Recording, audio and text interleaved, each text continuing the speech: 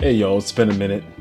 Algorithm hasn't been friendly to smaller creators in the past few months, which kind of inspired me to take a hiatus. I just wanted to quickly chime in on the whole mikeisreatel, Jeffnippard science-based training controversy that's about a month old now.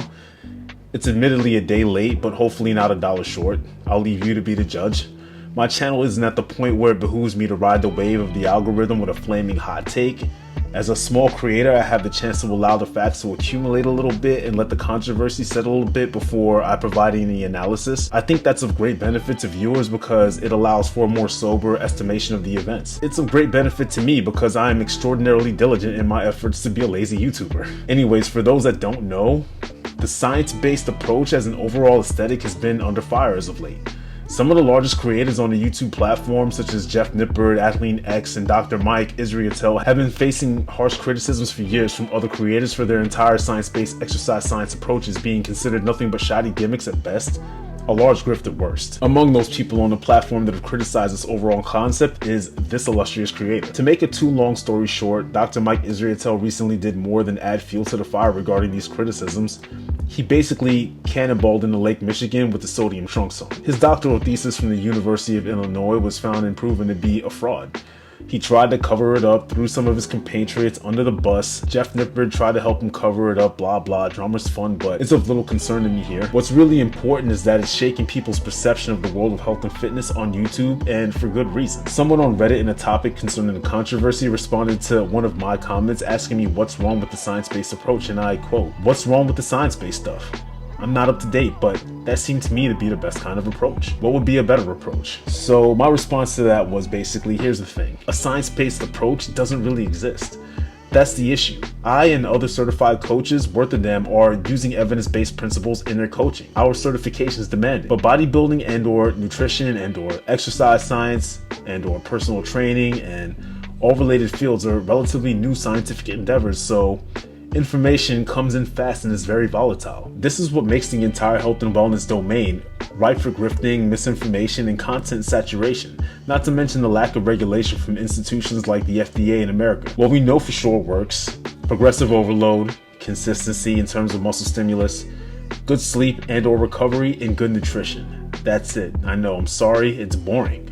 Part of the issue with a lot of people is that they overcomplicate their approaches to getting in shape, especially beginners, and the science-based aesthetic feeds that noise. Most people that stall in their progress typically need to look at the previously mentioned principles and not to some novel study or arcane tweaking of an exercise or routine, i.e. most people just aren't training as hard as they think they are. What's worse is, what if you try one of these science-based approaches only to find out it doesn't work for you? How could it not? It's science. Even Pinky in the brain can find that highly demoralizing. Except it's not science.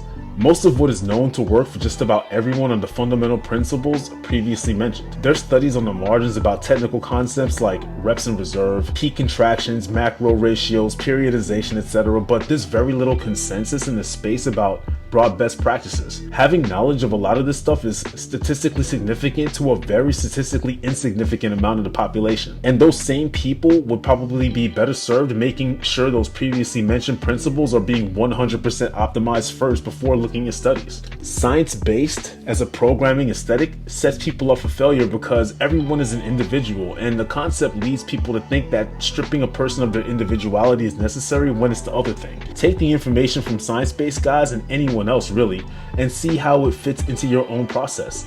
That's what this content is good for. But everyone that gets into shape and stays in shape is ultimately doing it using their own process.